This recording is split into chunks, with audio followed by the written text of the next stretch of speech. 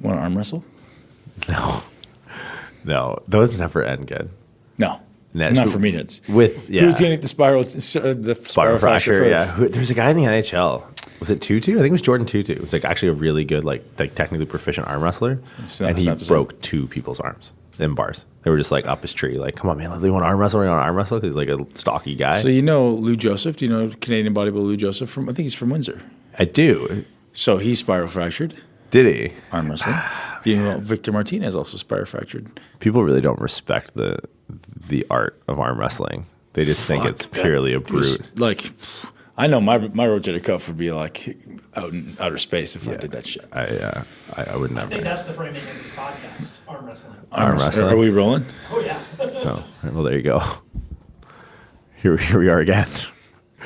I don't know what of my last 2 days has been recorded for the intents and purposes of going on the everything. Yeah. It's just like Big Brother. Like, is my room, is Presley's room just wired up? You know, we're trying to build a following for you, Jordan, and I think people really want a deeper insight into your life. So, you know, we do have multiple cameras in your bedroom. Just the dumpster fire that is my life out of a suitcase. Exactly.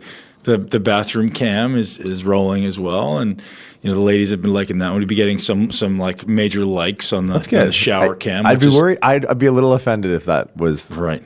So ironically, the greatest comment you're getting is they love the way you stroke your beard. Yeah, right. Well, it's not to love. There's weird corners of the internet where you can make a lot of money doing that. Sure, yeah. And some people have been requesting pictures of your feet, but you know.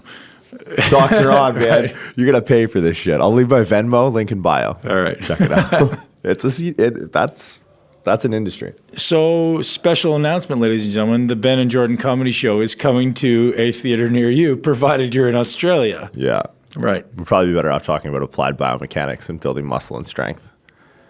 Maybe this Abbott and Costello routine. It's not. This is worse than Who's on Third. Yeah, failing miserably. So good announcement, and we'll talk about what we're going to teach, and we're going to talk about why Jordan's awesome. And January 11th through the 13th, first day in Sydney. We've got some dates in between there to potentially add another camp in if we decide, and then we're going straight to Perth, which will be the 18th through the 20th. And then we'll be in Melbourne from the 25th to the 27th. For Australia Day. Is it Australia Day? It is Australia Day. Which one? Last one, Melbourne. So we'll be in Australia Day for the week, or in Melbourne for the weekend of Australia Day. Oh, so will that interfere with people coming to our camp? No, they'll come up more drunk. What are the traditions? So maybe Fosters and Vegemite. As long as we come to the camp drunk, we're good. Problem solved. Right. Drunk on life. And psilocybin mushrooms. Probably easy to procure in that side of the world. Seems like the climate that they would grow in. Maybe. Melbourne would work. Maybe Adelaide. Someone would drive up from Adelaide. Someone's going to listen to this, and procurement just got way easier. Like, right. Got you guys. You get 7 kilos of mushrooms coming at you. Welcome to the Muscle Expert Podcast with Ben Pakulski, one of the world's top professional bodybuilders, an expert on human performance and mindset mastery. Ben dives deep to deliver the strategies of the top experts to upgrade your body, mind, muscle, strength, performance, biochemistry, and how to become the upgraded modern man. Hey everybody, welcome back to the Muscle Expert Podcast. I'm your host, Ben Pakulski. We always frame the podcast around living your greatest life in your greatest body. And I never had the opportunity to have a brother growing up. But what I imagine a brother to be like is, you know, my much smaller, much weaker, definitely not as handsome version of my little brother is what this gentleman is today. And, you know, we get along extremely well. The banter that we have amongst each other is comical. So excuse any sarcasm and humor that's included in this podcast. It's definitely not the most serious conversation. At times it's extremely dense and extremely content rich. And at times it's extremely light and loose. And Dr. Jordan Shallow and I have developed an incredible relationship, and he's an amazing human being with a brain that makes me want to be a better educator, want to be a better human. And I'm extremely grateful for him giving me his time today. And as you guys will hear in the beginning of the podcast, we've actually decided to do a tour with each other all throughout the world. So the idea here is Dr. Jordan is one of the best in the world at teaching rehabilitation to exercise and intelligent strength training. And I make no claims about my ability to teach rehabilitation and strength, but we have become known at the Mi40 gym and the muscle intelligence community for being the best in the world at building muscle. And so we decided to create this incredible synergy so that people around the world get the opportunity to learn both sides of the coin. So we're going to travel the world starting in Australia in January, teaching you guys everything you need to know to build your greatest body and to get really, really strong and overcome injuries. So there's a lot of deep conversations here about really how to build your greatest body. So if you're someone who trains, if you're someone who's maybe ever had an injury, or if you don't know how to progress, if you don't know how to take that next step in muscle building or strength or powerlifting or whatever it happens to be, even athletics, this conversation is extremely relevant to you and you're going to love it. I suggest you get a paper and pen because a lot of the stuff we talk about is complex, deep, and noteworthy.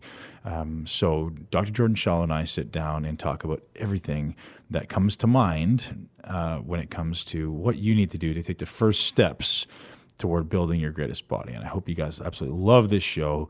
And if you're interested and in the area, join us at the conferences in Sydney, Australia, in Perth, Australia, in Melbourne, Australia, confirmed. We may be adding additional dates depending on the level of interest. There's extremely limited space.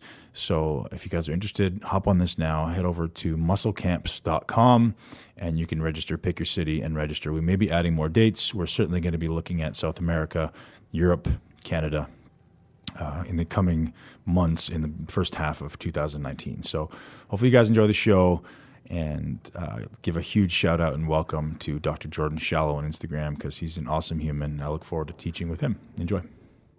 All right, man. So what are we talking about in Australia? So you guys know the format is going to go like this. And if everyone's not from Australia, I understand this isn't for just people who are coming to camp, but we're going to talk about the integration of strength training and muscle building and the opposite, right? So if you're someone who's a power lifter, how do you integrate, one, how do you get really good at powerlifting? Two, how do you integrate hypertrophy into that? And the cross of that, obviously, if you're a bodybuilder, how do you integrate strength? And I think both of those are very valuable no matter who you are at what level. I think we're going to provide a tremendous amount of value for anybody who is, whether you're deep into strength training or you are new to strength training, what you are really good at and what I'm getting known for is giving people very, very applicable action items no matter where you are in this continuum of excellence, right? Whether you're at the top of the strength curve or you're top of the totem pole, you have the ability, I have the ability to look at those intricate details and make somebody better. Conversely, if someone's a beginner, we know how to lay the foundation of like, hey, these are the next steps you need to take to build your greatest body or to get to where you want to be strength-wise. And those are the things we'll be laying out. And just quickly talking about the format. So we have a 3-day format. The first day is going to be a non-gym format. So that'll be a seminar format, just us in front of a microphone talking about mechanics, talking about strength, talking about hypertrophy. So that'll be like a 9 to 5 situation in each of those locations for a larger group of people. So, 50 to 80 people on average. And then the next 2 days, which will be the fun part, I think, where we get to smash people 2 workouts a day. Really intelligent approach to what we're doing. Obviously, it's not just going to be a smash fest. It's going to be a methodical, intelligent approach. But then 2 workouts to follow those days, each day. Sound about right? Yeah, well, I think Smash Fest, we'll do it intelligent, but pain is knowledge really fast, right? And I think if you can, and that's the cerebral approach of putting and I think the distinction you want to make is in order to do the 2-day training camp, you have to have done the first day. Yeah, the first day. Yeah, and I think it's important when I say Smash Fest, I can destroy people as we saw this morning, in one set. And it's not like, hey, we're going to do 30 sets, we're going to crush you on the ground. It's like, no, I'm just going to teach you how to be really, really good at this so you can get a tremendous amount of output and destroy your muscular system in a really short amount of time. And I think regardless of the system that I'm kind of off topic, but regardless of the system or the objective outcome, minimum effective dose is always the goal, right? Yeah, and I think that's a general principle that gets lost in a dose-dependent industry. And I always make the comparison to nutrition without really being my wheelhouse. It's like, imagine you wanted to make a substantial change in body composition by changing your diet. It's like the kitchen sink approach isn't, from a long-term perspective, the best way to go because you don't know where you're deriving the most benefit from the least amount of change. Right. And it's the same, like all you said is one set. If you're technically proficient and you can turn up the output, then every time you turn up the output, you know that you're yielding the same end result, just with more tension or more load or more time or more resistance or whatever. But the idea is like you don't want to play your strongest cards out of the gate. And I think when you opened up and talked about laying a foundation, but also scaling the highest level of performance, that's how you do it. And I think there's something to be learned in there that everybody glosses over and misses, right? So everybody's talking minimum effective dose. Most people, to them, they don't understand what that means, right? So most people leave the gym and go, I don't know if I did enough. Did I do enough? So the only way to know is to start by in some way quantifying the stimulus, right? And you can't quantify the stimulus until you qualify the stimulus, right? So that's what I teach, and I'm sure that's what you teach too, is like, in order for me to tell you how to manipulate reps, sets, volume, load, frequency, I need to know that every rep is identical, because then I can actually intelligently begin to quantify these things. Like without me knowing every rep is identical, how do I quantify them, right? Like, hey man, you should do 3 sets of 8. Well, who, right? So it's not about what you do, it's how you do it first. And then if we know that your stimulus is standardized and you've mastered the execution of this stuff, now we can progress. Okay, now you can actually benefit from those amazingly programmed workouts that we write, But most people are so stuck on the external tactics. Like, hey man, how many reps and sets and how many exercises? It's bullshit. Like, and you get it. Like, if every rep to a powerlift is completely different, well, one, you're going to hurt yourself. 2, you're not going to be able to progress because your body will just find different ways to compensate. You'll end up hurting yourself.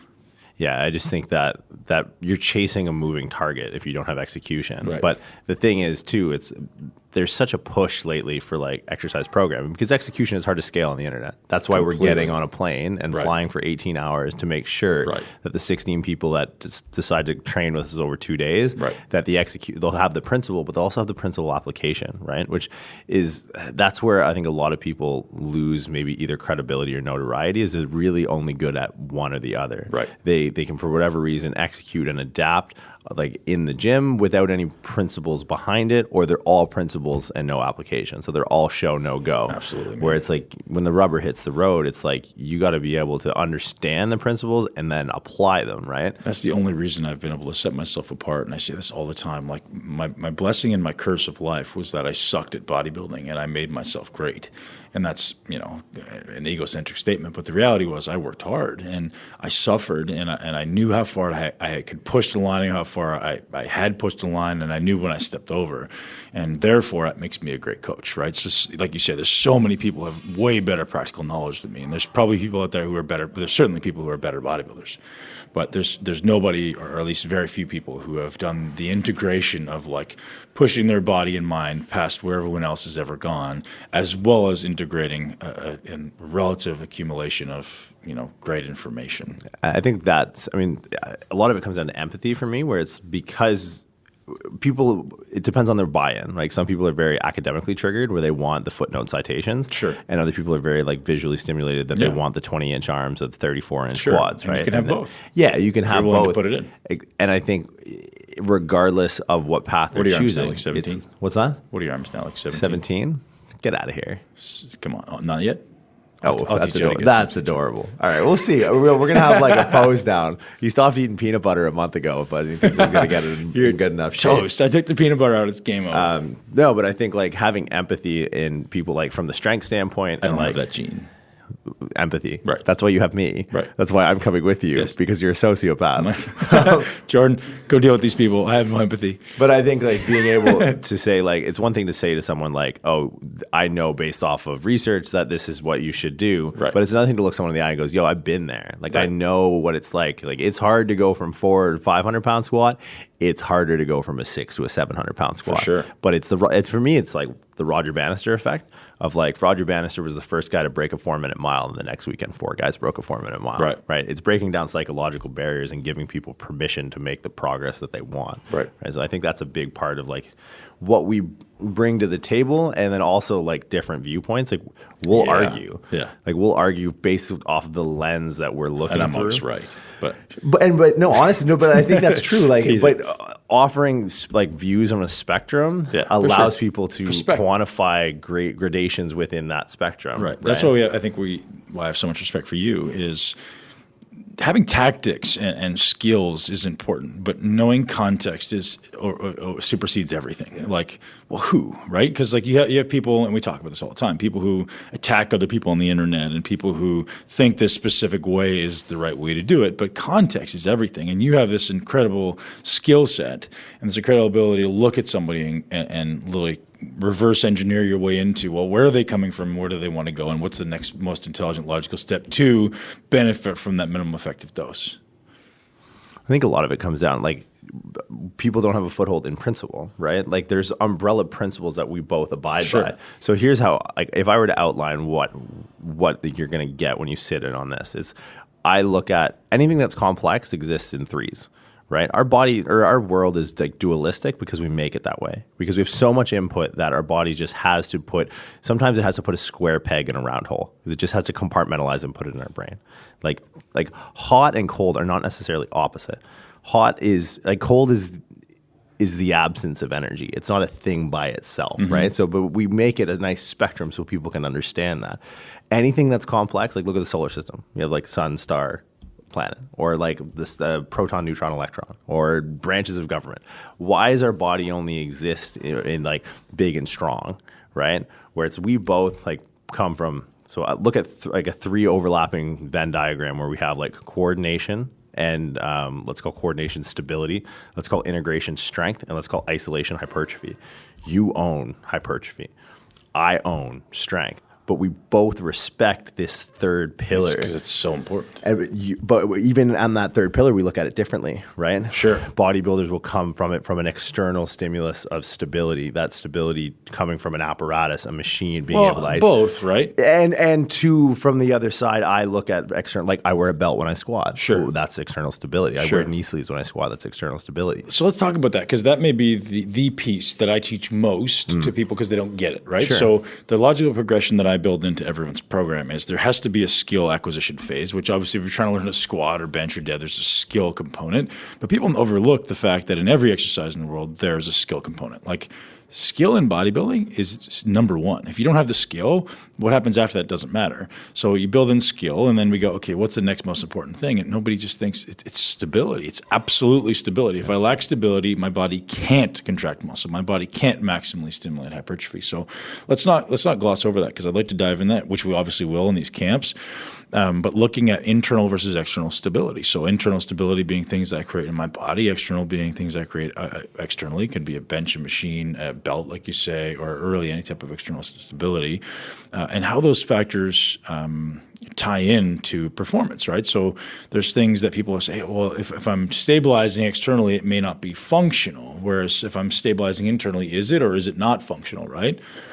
Well, you know, I mean, you hit the nail on the head by starting off with, and everything seems to start off from reverse engineering. I mean, we were just talking to Derek Lunsford, right? He was the second in the 212, Mr. Olympia. He's one of the best bodybuilders in the world. And one of the first things you said to him about regarding his program was reverse engineer. From the second you step on stage in September at Olympia 2019, that's where you start your programming from, and reverse engineer. Mm-hmm. So I think when in this context, we have to reverse engineer. Like, what's our bottleneck? What's our rate limiter? What's our goal? So reverse engineering is that's you need to look at like from a micro view to the micro level of how we're executing each exercise. Like one of my gatekeeper drills of shoulder stability is a kettlebell bottom under press. 45 to 90 degrees of abduction in the shoulder, which may be imperceptible to some people as far as an execution standpoint goes, is the difference between loading strength and loading stability, right? So it's the nuance on a micro level, on an execution level, then how that exercise exists in a workout, and then how that workout exists in a training week, and how that week in a mesocycle, and how that in a block, and where that block fits in with the end goal in mind. So I think a lot of times people, when it comes to stability, they conflate muscle function and muscle action, right? This idea that my biceps action is easy, and action is usually derived from origin to insertion, right? And the joint action that occurs when that muscle moves and shortens from origin to insertion. So it's like our bicep, we can look at it and be like, okay, it's the flexor of the elbow, supinator of the wrist, and the secondary flexor of the shoulder. That's its action, but bicep also has a function. And it's different. It's like action is how we treat it in isolation, but then its function is how it exists in network and more compound movements. Like I know guys who I know just as many people who can't squat because of their knees and hips, who can't squat because of their elbows and shoulders. Sure. Right? So it's like, it's because we need to look at the requisite function and how that bicep is going to affect the shoulder. And it's like, how do we load, like doing bicep stuff in bicep. And I've seen this, hand to God, in some of my rehabilitation clients. They send me, because I need to know when I program corrective exercise, are you exercising correctly? Right? So when I get corrective exercise for people who are absurdly strong is walking into a burning building with a squirt gun in the grand scheme of things when it comes to like the magnitude of load that these people are under. So it's like, I need to know what I'm up against from a programming standpoint. And when I see bicep stuff, and it's like, oh, this is negligence. Because here we have a great opportunity where people don't see the indirect benefit of building strength by proper exercise selection of training functions and muscles that are going to work in network when we're doing more compound movement. So you get you kind of had this exhalation. Does that mean you're getting frustrated by seeing people who program biceps into a strength program? No, I'm seeing when it's a chance to be very specific to your sport by reverse engineering from where this is going to go wrong. Sure. When bicep stuff is literally written in the program. So here, do whatever bicep stuff. No actual because you're not appreciating the function. Right. You're looking at the action. You think it's just a sleeve buster. It's how would you emulate the function of the bicep? Let's say we're trying to get really good at a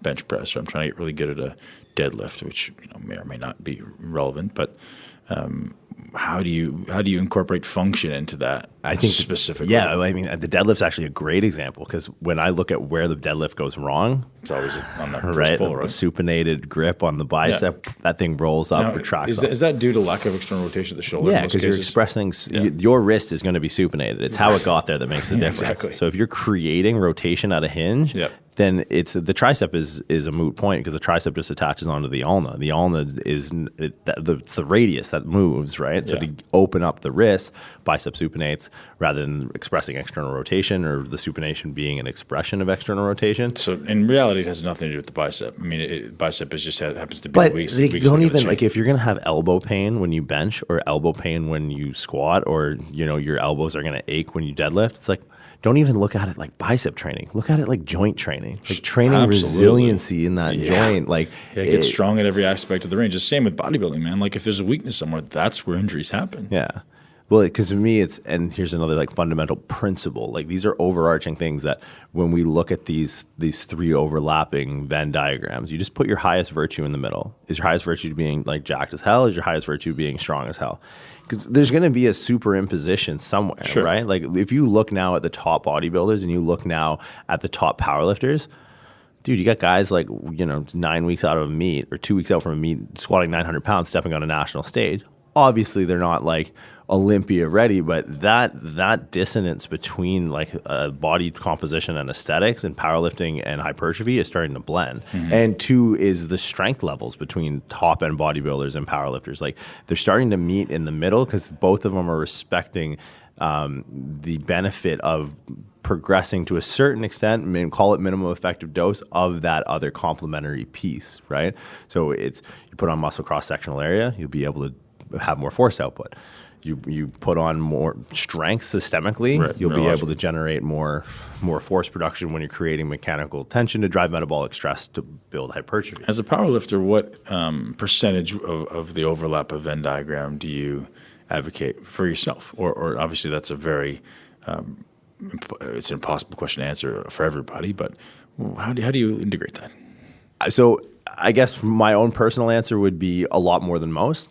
A lot of that has just because he wants to look at the beach. Yeah, I think that's part of it. But I think too is your technical proficiency, right? And I think that changes over time, which is another principle. Like, what works for you now? Like, there's a useless platitude of like, what works for someone else might not work for you. Sure, we got that. Right. That's widely understood. You're not blowing anyone's mind. Right. What works for you now, and it might not work for you next year. Yeah, totally. Right. And I think that where people have this reliance on this like, well, I did like this 5-3-1 or I did this. And it's like, okay, sure.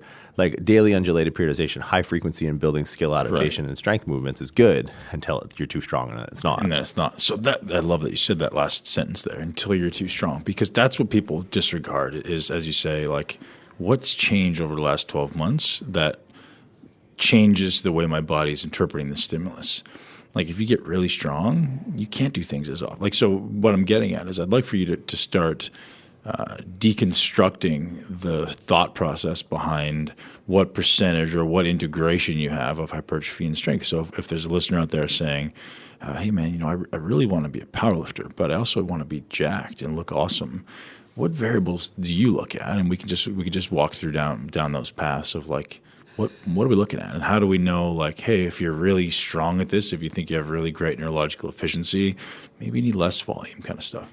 Yeah, I mean, the hypertrophy thing is going to be taxing muscles in isolation at end ranges. That's almost like contingency planning. Like that's how I look at hypertrophy when it comes to carry over into bodybuilding is like let's stick with the bicep, for example. Like I know I'm going to need my biceps function as a stabilizer of the shoulder. So rather than doing bicep stuff, I'll look at two major components. It's like, okay, if my low bar squat, I'm going to be in a lot of shoulder extension. I'm going to train that bicep at the level of the shoulder and a lot of extension. An incline dumbbell curl would be really complementary. And my main focus isn't necessarily having 20-inch arms, but if I'm frequently in an off-season training biceps, like 3-4 times a week, and one of the exercises I'm doing is in an excessive amount of shoulder extension, I'm getting that scapula to kind of posteriorly tilt to get that coracoid process to stretch the insertion point or the origin point of the short head of the bicep while dropping the supraglenoid tubercle where the long head attaches to get as much stretch as I can.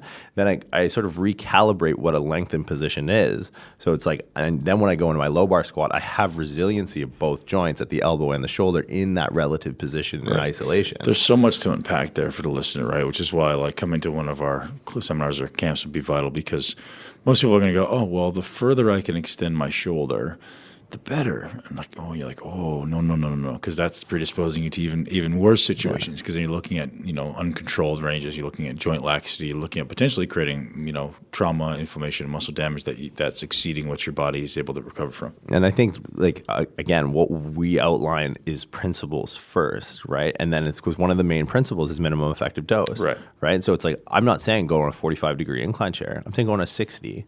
Right. Well, it's one of your principles is minimum effective dose, so is mine. But one of my principles is, I'm sure, maybe not for powerlifting, but when it comes to hypertrophy, I'm sure you agree with this, is active range of motion. What can I actively control rather than passively? So the difference being, if I have a 60-pound dumbbell in my hand, that's going to move me somewhere that I may not be able to actively control. So you have to be aware of, okay, this is where I can actively control. Set myself up right there. And make sure I'm not going outside of that, because that's when you start causing these unnecessary joint issues, inflammation, etc. So that's a premise that people need to acknowledge, right? It's like, what can your body tolerate today? And it's not the same day to day. It might not be the same set to set. And this is a very big thing, because if you're going outside of that with any load of any significant amount, you are subjecting your body to unnecessary inflammation and pain, ultimately, and injury. Well, I think part of it too is like standardizing that starting position, right? Like you said it, like day to day, like people don't consider that their mobility and their stability is a transient metric. So like I hear it all the time, like, oh man, like today was a really good day in the gym. Like what changed? Like why today? Right? I meditated.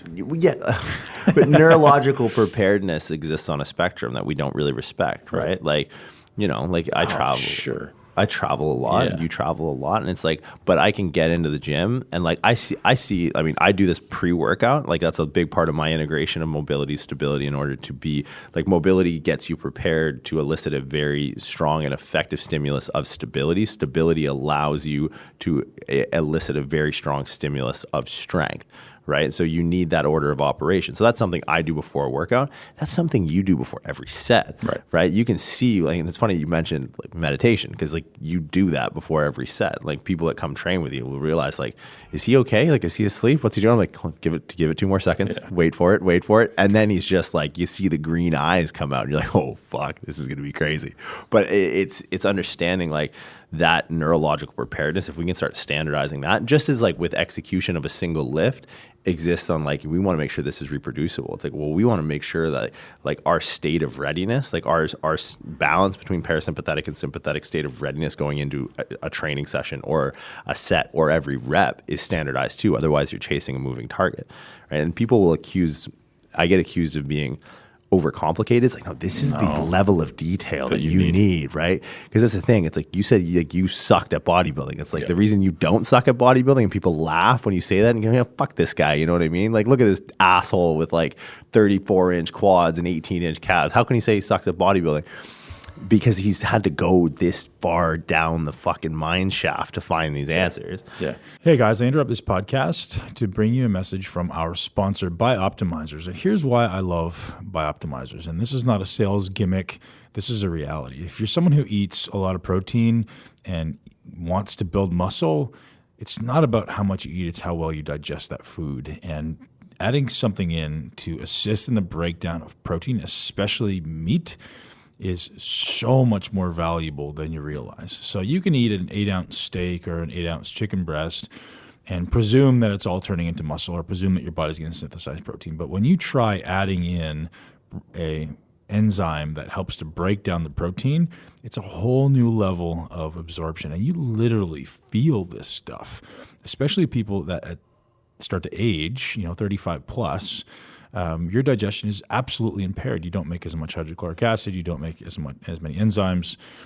So supplementing enzymes is of the utmost importance, not just for muscle building, but for overall digestive health and overall health of your body, right? If you have undigested protein sitting in your gut, sitting in your intestines, that stuff can wreak havoc and cause bacterial overgrowth, can cause, gut permeability.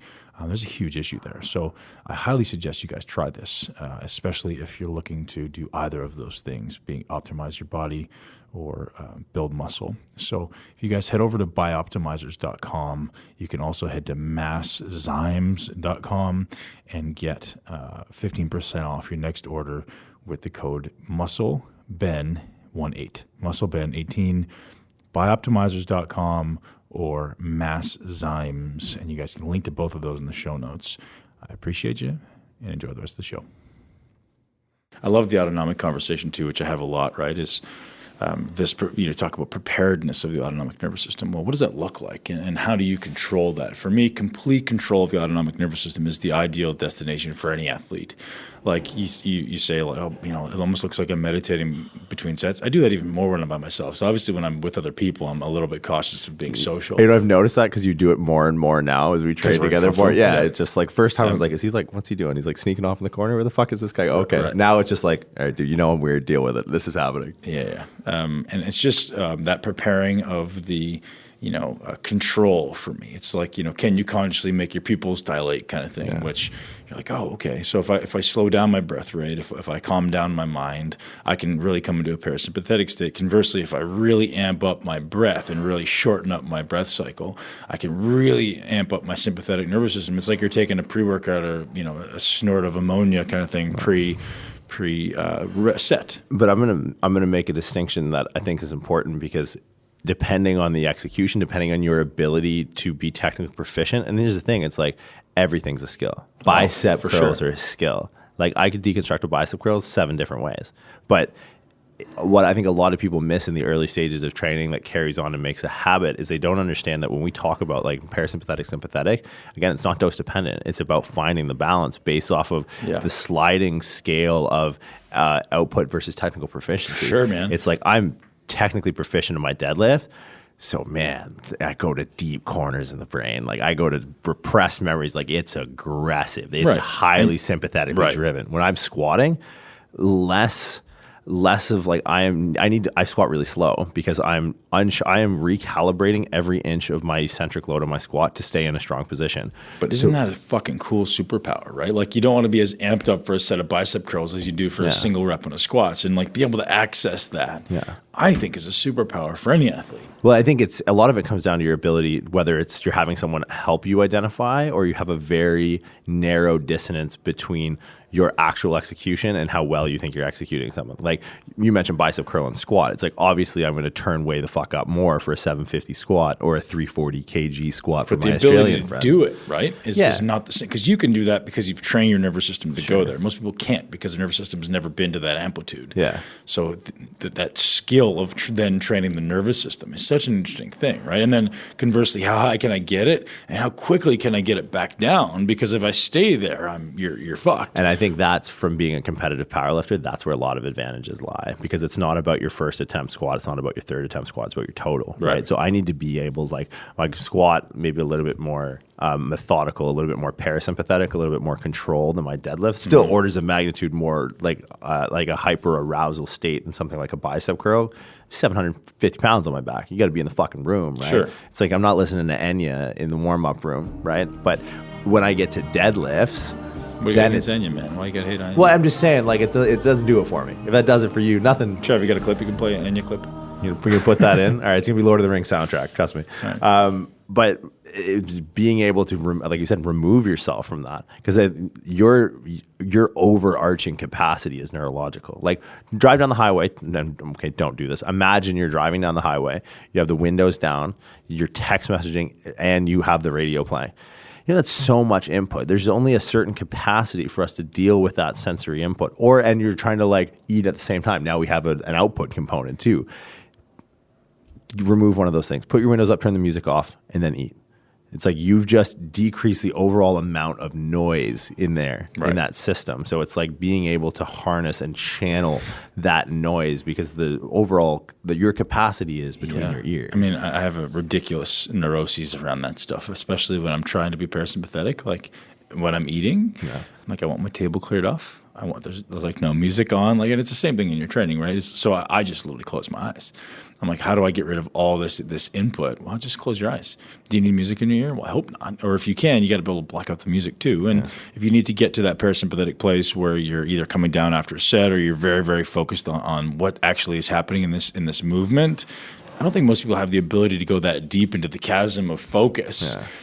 To be able to improve their skill. You know, like when we're doing something technical proficient, my eyes are closed. I'm so inside, I'm so internal. And I think that's why this conscious training that we both partake in needs to be taught. It needs to be like, hey, if you want to become a better person across all levels of your life, this is the training ground, man. Like, go inside yourself. Figure out how to get to that point, because it's literally just like a roller coaster, right? It's like, how high can I take my nervous system? How low can I take my nervous system?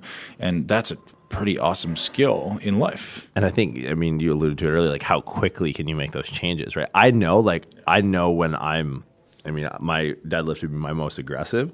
And it's funny now, like, that we've been talking about heart rate variability and the role of that being kind of an indicator of your resting tone, whether you're hypersympathetic with minimal variability or you have good parasympathetic tone, like you've trained your brake. Adaptations at the nervous system level happen so fast, which is like a lot of people don't respect. So I've actually, and only now since reading about it, have understood, but I've done it innately in my competitions, where it's like I can still come into a deadlift too amped up. Too much caffeine, too much Johnny Cash. Sure. So what would I do? I can find you videos where I take, and I have no idea, well, I know why I do it now, but it was just intuitive. I would block off one nostril with my finger. People thought I was sniffing ammonia, but I was breathing in through one nostril, and I would block off the other one and do that. I would only do that if I was going in too amped up, too sympathetic. Now you start to read the research on heart rate variability and creating that distance between sympathetic and parasympathetic by using your breath as a way to access your autonomic nervous system. And now it's like, holy fuck! Like, I just kind of stumbled across that. Like, I was coming in, the hair on my arm standing up talking about it right now. And I was just too jazzed. It's like, dude, this is going to grip and rip. Yeah. And then so what I would do quickly is I can bring myself down by using strategies like nasal breathing. 2 or 3 breaths, right? If you're good at it, you have a healthy nervous system, which is very important.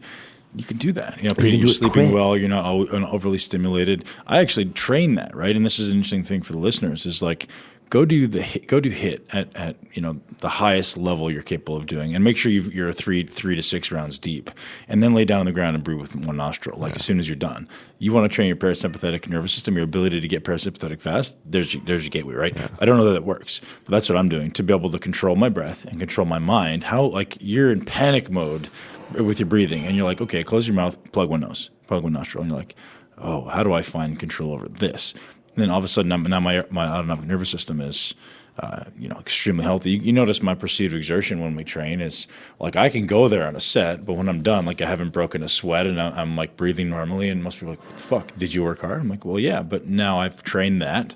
So when I come off, it's not even a thought anymore. Because I think people think the absence of sympathetic is parasympathetic, and it's not. Like the absence of gas isn't brake. Right. You got to train the fucking brake because we're all gas, bro. We're all, until you get this deep and are forced to be cerebral in your training, you're fucking foot to the floor, redlining it. And that's a problem is people think recovery is just like, and this is a common adage in powerlifting, is like they think recovery is like a deload. It's like, you need to train recovery as a skill, and that's training awesome. Your brake, not your gas. So like, breathing is something that if you would have told me this 4 years ago, and part of it was I needed to put the foot to the floor. Yeah, you did. I needed to redline. I needed to fly close. Because you didn't understand what it felt like to need a break. Yeah, and I think that's the thing. It's like, I think these are conversations worthy of listening to because you were talking to two guys who fucking just dropped it into gear and burned the fucking engine out to the point where it's like, this is almost irreparable. Yeah. Oh shit. But then reverse engineer. It's like I squatted 749 on a torn quad. I can bench press with a torn pec. It's like, because I know now the strategies. Like I've flown close to the sun. I've lost a few feathers, but we're still flying. You know what I mean? And you can take that shit to the fucking bank. Not some guy, the heaviest thing he's ever lifted is a clipboard and his peer-reviewed study, meta-analysis, whatever, says this, that, and the other thing. It's like when the rubber hits the fucking road, dude, man. He wears a do-rag. He's got a sweet bandana. You're not talking about someone specifically, are you? That sounds oddly specific, Benjamin. No. No, but I think because a lot of people will talk about like this measured approach of training and being balanced. It's like high performance, man. That's splitting the atom. It's like you can do it one way and you're going to light shit up. But if you do it another way, you're going to fucking... So it's crazy you say that because I've actually started programming in all the new programs that I write from probably 3 to 5 months ago, parasympathetic days. So where it used to just be an off day. Yeah. Now it's like, no, we have a parasympathetic day. So what does that look like, right? It's like, well, wake up in the morning and don't drink coffee. Drink some water. Drink some tea. Drink something that's calming. Go for a walk outside. Connect with nature. Meditate. Breathe. Yoga. Connect with fit people you love. Go to the beach. Go outside. Spend some time in nature. And people are like, what the fuck does that have to do with me building muscle? Everything. Like, learn how to disconnect. Put your phone away. You don't get to touch your phone today. Like, learn how to stimulate that parasympathetic system. So that's going to allow us to then push the sympathetic higher. And people think I'm out of my mind, right? But when you've actually done it and like you realize that now I can perform at relatively high levels compared to where I used to be. Like if I trained for any short amount of time, if I trained for 4 weeks, I can get back to where I was output-wise, sympathetically, during my peak at my career, with the perceived exertion being a 4 out of 10 compared to if it would have been a 9 out of 10 before, right? And that there's a lot of variables within that, but specific, it's like my ability to amplify that sympathetic tone and my ability to quickly turn on that parasympathetic. And for anyone listening out there, like, dive into this stuff, man. Like, you need to be able to, like, set a goal of like, how hard can I push my sympathetic nervous system? Like, you want to fucking hammer that shit, but at the same time, you want to hammer the opposite end, right? Like, you got to disconnect. Yeah, like something that I've started doing, and it's saved my life with the amount of, like, I've lived out of a suitcase since pretty much in January. Since I was here on the podcast last year, right. I've been traveling nonstop. Right. This is a full circle conversation, but like if it's not measured, it's not managed, right? Like I know when I'm getting stronger because there's more weight on the bar. How do you know you're getting better at driving parasympathetic state? When I travel, I'll take out my stopwatch, and it freaks the fuck out of people when you bring out a stopwatch on the plane. Like, you can see everyone for about 3 rows looking at it like, why does this guy got a stopwatch? It's like, when this gets to like a minute, is something going to blow up? But I'll measure my inhalation and exhalation time. And then it's something I look to improve on. Like, how low and slow can I get my breath? Like, I can do. Yeah. And where did I get this from? Right? I have no idea. Right. So, but this is the thing. It's like, I look at someone who's pushed the gas and can now just can switch gears back and forth. And it's like, okay, I need to train brake. So it's like, I think I can take one breath that'll last me 76 seconds. That's a slow inhalation, hold, and exhalation. Now, that's not an end solution. So listeners know, like, your objective isn't to do 70-second inhalation cycles, right? Your objective is to have breath control. And I think there's actually detriments to doing those extended cycles, but there's a huge benefit to learning how to do it. Yeah. From a performance perspective, like we talked about, thoracic extension perspective, diaphragmatic control, rib cage expansion, intercostal muscle function. All these things are beneficial side effects. But at the same time, that's not the objective, right? Yeah. The objective objective is how do I get this nervous system to calm down? And you're right when you say low and slow, right? That's the objective. And for people listening, if you want to test your sympathetic tone, short of measuring your inhalation exhalation cycles, which is potentially a good strategy, it's just paying attention to your reactivity to life, right? It's like, if someone, if you have kids, if they're like starting to get on your nerves, if the music's a little too loud and it's irritating you, or if like someone's just setting you off in any way, engage at the end of the day, right? Like if something's pissing you off, or maybe your focus isn't as good that day, that's because you're sympathetic. If you're whatever in the car and somebody cuts you off and you get pissed off, that's sympathetic. Like you don't want that. Like it's this parasympathetic is a lack of diversion from this centered, mindful place. And it's okay to go there consciously, but I don't want something to be able to knock me there, right? So if I notice that, my kids are yelling a little too loud, and it's not them, they're fucking kids, it's me. So I'm like, okay, I need to be a little more mindful today. I need to bring myself back into this centered place. If anything is irritating me, if the dude on the internet who's trolling is pissing you off that day, it's not the dude, man. Like he's living his life, he's living his issues. You got to bring yourself back to a centered place to realize like, oh, well, that's not that big of a deal. Like I can move through this. And that's one thing, like it's an interesting parallel, like, and a lot of it's just in like the wording, but the fundamental difference when I talk about the difference between strength and stability is the ability to exert force versus the ability to resist force, right? And I think a big benefit of driving parasympathetic or using that as maybe a virtue in training something separate psychologically is your ability to resist force. Right, and then like that's what you're doing. It's like you're resisting the urge to get out of the red light and beat the shit out of the guy, right. Or throw a brick through the window or throw a brick through your TV if Frozen's playing for the 7th time. It's like you need to. And it's again fundamental principles that apply across networks, that apply across systems. I think there's also a benefit from a hypertrophy perspective in being parasympathetic in that your panic. So, and this is the analogy I use. The metaphor is like. The first time when let's say you're 3 years old and you see a fire, you're out in the forest or you're out at a cottage and you're walking toward a fire and you see a fire and you stand about 10 feet back and you go, oh, that's hot, that's scary, I don't want to go close.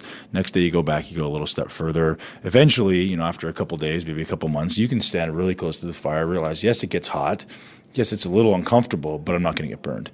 And that's because you've parasympathetic. Like the first time you walked up close, your sympathetic nervous system went off to alert you like, hey, you get close to that, you're going to die. And every day you can progress your way closer and closer and closer. Eventually you could probably even touch the fire for a quick second and realize, oh, I could do this and not get burned. Same thing is happening in exercise. Same thing is happening in life, right? If I can get closer and closer to that proverbial fire in the gym, I can push my performance further and further and further. And that's why we succeed, is because I've fucking walked on fire. You know what I mean? Like I've been there and I realize how far I can push it only because I had the balls and the parasympathetic health of my nervous system to make me realize like, oh, you can go there. And it allows you to go deeper and deeper and deeper and deeper. And therefore you get stronger. Therefore you get bigger. Well, I mean, psychoanalytically, that's graded exposure, right? Like if you want to overcome fear, like if you're afraid of spiders, we're not just going to drop one on your head. Like, you're traumatized forever. Like we're going to show you a picture of a spider, and we'll say, okay, I fucking don't like spiders. Then I'm going to bring in like a plastic spider and put it on the other side of the room. Then I'm going to put that on the table. Then I'm going to have you pick it up. And then I'm going to show you a video of a real. So it's this idea of like, but the thing is understanding that the parasympathetic is what allows us to grade, because our gas is just foot to the floor. It's attenuating that acceleration physiologically, so we know that we're not going to redline, we're not going to crash. And I think that's where the parasympathetic comes in, is it allows us to grade our exposure. Like rather than jumping from 1 to 10, it's like we can implement strategies between 1 and 10 where, so say there's a threshold of tolerance, whether that's like psychological tolerance or actual physiological tissue tolerance, somewhere between 1 and 10. If we don't have the ability to tap into the sympathetic nervous system and grade our acceleration and then really fly close to that sun and start to push that threshold further past 10 so we can get to 10, we're going to put the foot to the floor, and then we're going to get to 10 not knowing where that catastrophic moment is, where it's like if you can be mindful, you can be in the moment, and then you can be like, okay, like this is it for today.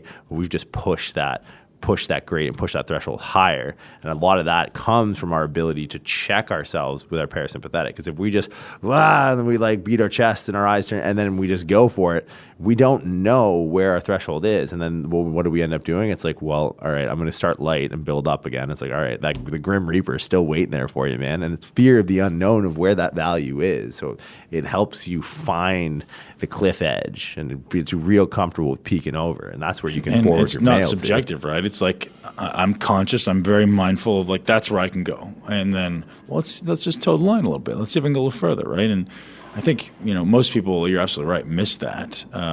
That opportunity that every time you get closer to the line, either they quit because they're afraid or they're just not in control of the variables enough to be able to, like, what should I push next? Like, should I just do another rep, or should I just push a little further, or should I slow down, or like, what the hell do I do when I get really close to the edge? Most people freeze up and go, fuck this, I'm out. Well, I think the problem is they're not reverse engineering from the edge, right? And so we've talked maybe a little bit in the last couple of bars about in a micro level, but then from an exercise programming level, it's like if we fucking know where the ledge is, it's like, all right, well, here's the go. We're not going to low bar squat for 16 weeks because you're going to put a lot of stress on your hips and low back, but we can accumulate a lot of volume. We can go front squat to a high bar pause, and then we can go high bar regular with sleeves, and we can put on a belt, and we can reverse engineer and layer in our exercise selection things that are giving us confidence as we step in equal stride towards the edge, not run right up to the edge and, oh, shit, pump the brakes. And now you're trying to find these little minor details. Right. And then you're building in psychological barriers where you go, shit, I don't want to go there anymore. I panicked last time. You're literally building fear into the equation rather than a strategic and logical approach as I walk closer and I'll go further and further and further. Now you're building fear. It's literally a fear response. Like imagine starting from the edge and just taking 12 paces back. You right. know you can take those 12 paces and be right at the edge. Right. And that's where good programmatics comes in. And that's where a lot of people miss the boat because they're navigating through the dark. They're in clouds because they have, and they also don't have the skill set you do, right? Sure. Like your ability to understand that stuff is far beyond what 99.9% of the population is, and that's why you're a teacher, man. That's why you're a great educator, is because you get it, you get the application, and you can help people navigate their way through the darkness. Because the same with me, right? Ultimately, we're both living in industries that are ultimately pretty much guided on hard work and balls, and great, that's really cool. You're going to get somewhere, but you're not going to get where you want to go ultimately, right? And that's, I think, why both of us have succeeded is because we both probably were genetically inferior, and we go, oh, I can't do that. That doesn't work for me. Like, I can't be Larry Wheels and be a 900-pound deadlift for reps at 23 years old and still have a spine or, like. Well, I think a lot of it is, too, it's giving people autonomy, right? Because it's like it's as if every other program is like someone's driving the bus. It's like, no, you want to take this pitch wherever you want to go, right? And I think the best way to liberate someone is to educate them. So understanding these principles. But you realize that, how many years have you been doing this stuff? Training and like lifting wise has occupied my every thought for the past 13 years. Yeah, and nobody's going to do that, right? And that's the unfortunate and fortunate reality we have to accept is, like, I'm the same guy, right? Like, in my world, I'm the guy who, like, hey, I want to teach you a skill set. I want to teach you to fish rather than just giving you the fish. But there's such a small cohort of people who are like, I really want to learn. Like most people are like, just tell me what to do. So I'm looking for ways to synthesize and summarize, like, what's the smallest amount of information I can arm you with so you can actually make an intelligent decision. And that's what I've boiled my life down to, right? Is like, hey, I teach these really small core tenet of facts, of realities, or at least of thought processes that allow you to now leave me and for the rest of your life have a skill set so you can empower yourself to build the body that you want to live. That's literally how I frame it. It's like, what's the smallest thing? Because if people want more, we can always teach you more. Sure. But I want to empower everybody. Like, if I had to teach 100 million people, 100 million men and women, how to build a great body, what would you say? So I want to ask you that question for strength. Like, this ultimately comes down to what you're going to teach at the course. But like, if you had to teach 100 million people, Arnold Schwarzenegger was going to give you the keys to the Governator bus and say, hey, Jordan, I want you to write a book that's going to be in every high school around North America and Europe and South America. On how to teach a 14 to 16-year-old boy or girl, who's never been in the gym before, how to get strong. what are your 5 or 6 like foundational premises? So for me, it always boils down to stability, and only because it's the one thing that's missing and conflated. You don't have to, but assume they know nothing. Like they've never lifted a weight. They haven't. They haven't been to the high school gym coach who says you go to squat, deadlift, and bench. I would outline. So at shoulder, hip, and spine, I would outline muscle and joint function in very granular detail. And I think if you can understand that, those are our 3 hubs of stability in our body. Anatomy course. Applied. Like, I don't care about origin insertion. Like, I've cut up enough dead bodies in cadaver labs that it's like origin insertion is a moot point because it's not physics. It's biomechanics, right? For powerlifting, for everything, it's about instating proper paths of least resistance in the body. It's not about physics, which is shortest distance between 2 points is a straight line, right? So for me, anatomy would be a part of it, but I don't care about the blood supply or the innervation of. There's some relevance, I think, in bodybuilding, but because it's important to know that there's different innervation to different segments of the muscle, I think. Sure. But I don't think it's a low-level conversation at all. Yeah, for me, it would be really identifying because the word function is such a useless platitude now because it's been so inundated with marketing products in the fitness industry that we really don't respect how joints and our body is supposed to function from almost like an evolutionary biology standpoint, like how we have gone 3.2 billion years from Australopithecus to now, and how the movements have adapted in a way that this is how we're supposed to function, both in isolation at the level of a joint and how in integration in coordination of movement, right? So highlighting the highest order of function at each joint, and then asking yourself, it's like, was your goal integration and strength, or is your goal isolation and hypertrophy? It's like, we understand the function, we can waive these to improve one or the other, right? Like, it's something as simple as like, okay, I want to do rows. It's like, okay, well, how does your shoulder act in gait cycle, which I think is like our truest function as biped hominids, right? So, well, if it's opposite shoulder flexion to opposite hip flexion, that's a very integrated movement from a functional standpoint. So if I want to isolate the hell out of my lats, I'm going to put the same hip forward as the shoulder that I'm loading with a single arm row, because it breaks the system. It puts it in isolation. It puts it on trial in a way that's unique to its actual function. And it's like, I mean function of how that thing is supposed to work in network, not just like, oh, this is functional training, I'm going to do a TRX row or some nonsense like that, right? So that would be... Are we calling this seminar the functional muscle building and strength seminar? No, because I think it would be so lost in the silo echo chamber, and it's not funny, Ben, because I take this seriously, because so many people are selling shit as functional that's just novel. Right. It's like you need, like, it's to me, it's like, if I were to leave a legacy, if I were to die tomorrow and want something to impart or espouse on training forever, it would be respecting function in its functional purest, stricken from the Oxford Dictionary, or let me redefine it. Right. And then to stability, which I think the two go hand in hand. The two cannot exist in mutual exclusivity. Yeah, because ultimately function is determined by objective. Yeah. And I think function is ultimately, well, what does this muscle do? And how do I do it with appropriate control and challenge at all aspects of the range? That's what function is for bodybuilding, right? And I think there's transfer into anything. Like, what does this muscle do? What's a full range motion at this muscle? And how do I actively do that? That's functional to me. Like, I think. Well, I think too, like, it depends. So I have two definitions of this because, again, reverse engineer. Like, let's take an example I always like to use is the rear delt, right? If I want to functionally train my rear delt, I'm going to do it on a fixed scapula, because when my shoulder's under the highest amount of stress, it's when I'm bench pressing. And my shoulder is fixed. But if we look at the function of the shoulder, like, I would say like a pitcher or a boxer probably gets pound for pound the most out of their shoulder from a functional standpoint. There's going to be movement in the scapula, right? A boxer's not going to come up to you with his shoulder blades in his back pocket and try and jab you. It's like, all right, good luck with that. You know what I mean? They need that integration of that scapular upward rotation, protraction, and elevation.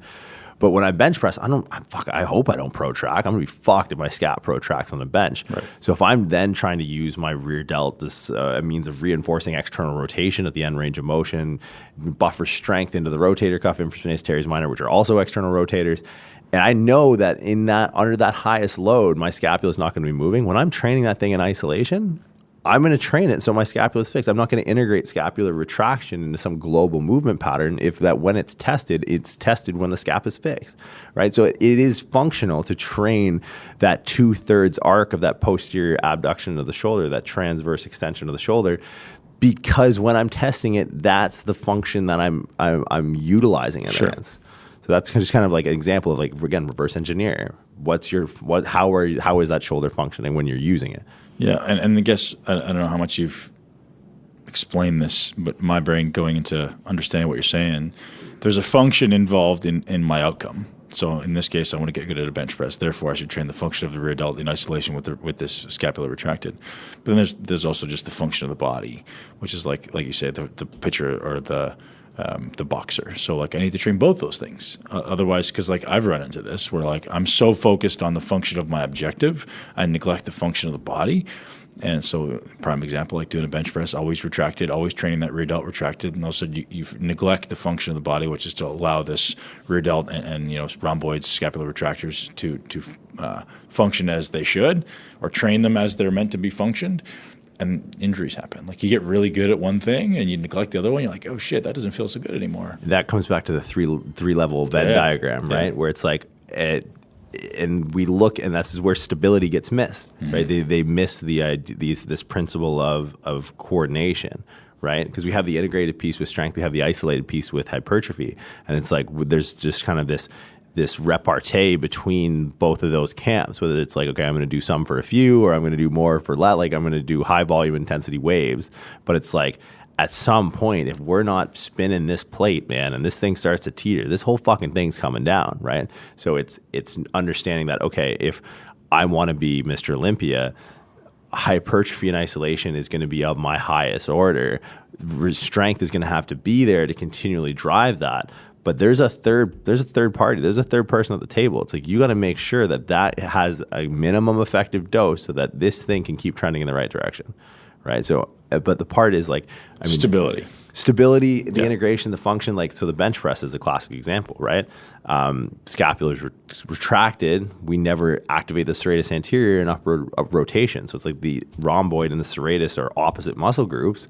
So if one's always locked down, the other's like latent, it's dormant, it's neurologically silent. So how is it then that when the people start to tuck the elbow underneath and they start to squirm under the bench, it's like, yeah, your scapula's unstable as hell because you've been training your rhomboids to be strong, but you haven't trained your serratus in isolation to be stable. Now we've seen our strength outrun our stability because we never thought to turn over this stone to see what's underneath.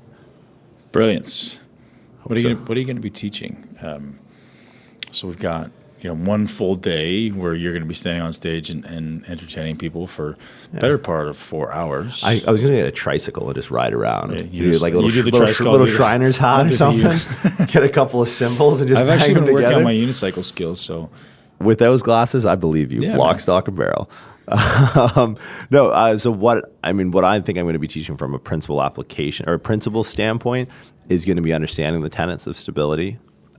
Is understanding how mobility fits into this. Because like coming again, I reverse engineer from a point of injury, right? Like being a chiropractor, being a strength coach, those are my metrics in which I manage my programming, which I manage my rehabilitation. So it's about imparting this idea that this is something different, that it's not strength, right? Everyone, it's a misnomer and perhaps an oversimplification, but it's in the language, right? People are going to get told like they have weak rotator cuffs, they have weak cores, they have weak glutes. It's like, no, they're hubs of stability, man. You have an unstable shoulder, you have unstable hips, you have an unstable core.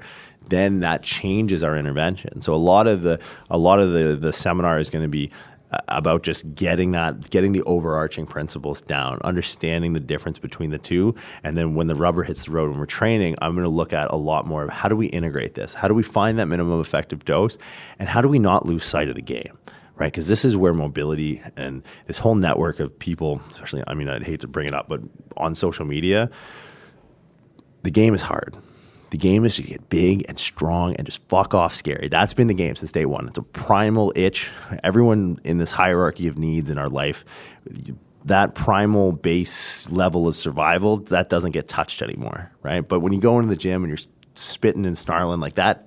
That fulfills us here at the base of that pyramid. Like if you don't have that and you're operating at the level of self-esteem and you're worried about the shit that just doesn't really matter, like the idea of training is to get back to like, you know, if shit pops off, like you're able to fuck some shit up, right? That's really hard to do long term. So what people do is they create a new game.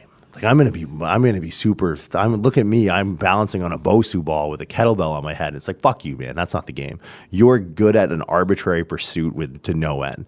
So it's like, and this is where it ruins the idea of stability for guys who want to get big and strong because they see the crunchy granola hippie doing all this shit and like, fuck this guy. I didn't sign up for a hot yoga class. No offense. No offense. I know you have the thing. Yeah. I know. But it's like, you know what I mean? In the gym, people are like selling these courses and these seminars for like, you know, all this mobility crap. And it's like, that's great, man. All show, no go. When the rubber hits the fucking road, your car's on fire and you're trapped underneath it. Good luck, you know, doing your little hip, whatever the hell. It's like, you only do it because it's necessary to keep getting bigger and stronger. Still, you got to stay in the fucking game, right? You don't make a new game out of this. Here are some gatekeeper drills we're going to integrate into our workouts to make sure that regardless of utilization of external stability, we're going to be grounded and centered with our own internal ability to stabilize our own joints, which is going to maximize our ability for force output, power, and strength. And then it's going to allow us to drive a greater stimulus hypertrophy. That's going to be the go. I'm so fucking excited about this. Dude. Because it's a great compliment to what I do as well, right? Like I spend so much time trying to get that point across, and you do an incredible job. Just like, hey, without stability, nothing else happens. Nothing else matters, right? And people are busy beating their head against the wall. I'm trying to build muscle. I'm trying to get strong, and they're just doing everything wrong. You got to get out of your own way, man. Yeah. That's the thing. But they don't have a skill set, right? And I don't fault anybody because because nobody's teaching this shit. Nobody's teaching how much stability plays in. Nobody even teaches first line intervention of how, like, hey, you're lacking stability and mobility there. What do I do? Like, that's the stuff we have to dive into. Like, hey, man, I'm really immobile here. Okay, well, don't go stretch. Like, no. Like, how do we create stability there? You know, maybe stretching plays a role to create increased passive range, but, like, first-line intervention is something that we need to address. Like, and broad stroke, like, whether it's at your ankle and dorsiflexion or it's your shoulder and external rotation or, like, first-line intervention. Here's what we do. And then here's how you take that, and now you've improved the stability. Now here's how you look at trying to integrate that in a progression model, moving you toward the ideal case scenario. That's so beautiful because, I mean, it's complicated, man. Like, there's no question. And to you, it's basic. To me, it's not basic. But to everyone else listening, they're probably like, what the fuck are these guys rambling on about? I think the greatest value, too, is like... Trevor's sitting over there in the corner being like, I have no idea what these guys have been talking about for the last 60 minutes. Especially, like, for me, it's the big value comes in because how I've been able to make this basic is I see patients in my office in isolation, in concentration. Like, I'm really lucky that maybe a chiropractor 3 years out has seen, if they live in the right area, they've seen one professional athlete. That's all I deal with. That's all I deal with is when this system is finely tuned, where does it go wrong? I can interpolate within a graph of performance from a point so far further than most people just because I've had so much exposure. So it's like, it seems complicated if you haven't seen it before, but I've seen everything 1,000 times, right? I know where the leaks in the pipe are going to go when we put pressure through it. So before you are even thinking about turning open the taps, it's like I can tell it's like it's going to burst there, and there. Mm-hmm. Why? Because I've seen the leaks, man. Yeah. I always say that, like, someone comes to me and goes, Ben, I want to work at your coaching program. I said, no problem. So send me pictures. You look at their pictures and you go, well, you got to fix that, and that. Otherwise, you can't progress.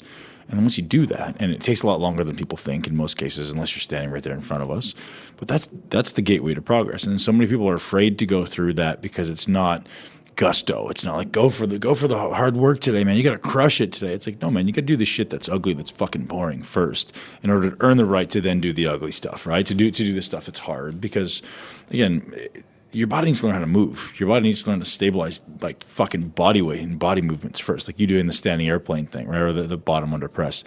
Like, nobody wants to do that. It's fucking ugly. You look girly, but at the end of the day, it fucking works. So do the shit that your ego doesn't like to do, so that you can get to the place that you actually want to go, the end, destination of being strong as a freak. And I think the big value too is giving people exposure to 15 other people who are inevitably going to have dysfunction patterns that exist in common methods of training, right? So it's going to be like, take a look at this guy here, take a look at him trying to perform this. If you at some point you succumb to a dysfunction dysfunction pattern that looks like this. Here's why, here's how we fix it. So it's like, it's one thing to drag one person aside in isolation and be like, okay, here's your problem, go. But everyone as a collective can learn from everyone else. And then you're left with this reinforced like repertoire of like understanding at each level and seeing it in real time. And I think that's a big benefit, is getting to see different body types, getting to see different training styles and methods in one room, and all of them still being adherent or under the strictures of these principles, right? Like these are almost laws of training that, regardless of what your objective outcome is, these are what you have to follow. So I think that's where the big benefit's going to lie, is giving people who aren't, coaches or strength coaches or chiropractors or PTs who aren't seeing people dysfunction all the time, giving them a glimpse at, hey, this is where stuff goes wrong. Now consider this when this potentially happens to you. Right. It's beautiful that we've both narrowed it down and come to this commonality of like, it's either the pelvis, scapula, maybe the trunk, but usually it's the scapula or the pelvis. And we can narrow it down to that in most instances, right? And you're like, okay, well, you fix these things 80% of the time, that's going to be the solution to your problem. So to simplify it for the listeners, right? Like everyone's like, holy shit, I'm so confused and it's so complicated. Well, no, it's not that complicated. It is. It can be if you want to make it that way. But at the same time, we can absolutely give you everyone incredible, valuable takeaways that says, hey, this is how you're going to make progress right now. And the cool thing about it is, the way I explain this all the time is at every moment in your life, at any moment in the gym, you have two opportunities for progress. You can improve execution or you can improve effort. And almost 100% of people, I would say, maybe 98% of people have an incredible opportunity to make tremendous amount of progress, never increasing their effort, right? It's just improving their execution. So you can spend the next 4 weeks to 4 months just looking at function, stability, improving the skill, and make such incredible progress. So you hear these research studies saying, the most weight you're going to put on in 7 to 10 years, or it's 7 to 10 pounds per year. I'm like, bullshit. Who's doing it, right? Like I've seen guys put on 22 pounds in 6 weeks because you actually do shit correctly. And that's why I think all those studies are fucking stupid. Like, you can put on 7 pounds a year. Okay. So giving them the gateway to the simple answer on how to make the greatest amount of progress in the short amount of time. musclecamps.com, coming to Australia. And we're also going to do some other camps too. So we're planning kind of the first half of 2019 to kind of knock out as many awesome places as we can. We like hanging out. We like working out. We like talking about the shit. So if you guys enjoy it, we're coming most likely to a place near you. So we've got Australia planned out. We're basically doing the whole country. We're going to do a couple places in South America. We're going to do a couple places in Europe. We're going to do Canada. So look for it. Musclecamps.com, Dr. Shallow, and myself. Thank you very much, man. Pleasure. Always. Booyah. Join us on benpokolsky.com to learn the cutting-edge techniques to take control of your body, your brain, and create your greatest life. This podcast is for information purposes only. The statements and views on this podcast are not medical advice. This podcast, including Ben Pakulski and the producers, disclaim responsibility for any possible adverse effects from the use of information contained herein. Opinions of guests are their own, and this podcast does not endorse or accept responsibility for statements made by guests. This podcast does not make any representations or warranties about guest qualifications or credibility. This podcast may contain paid endorsements or advertisements for products or services. Individuals on this podcast may have a direct or indirect financial interest in products or services referred to herein. If you think you have a medical problem, consult a licensed physician.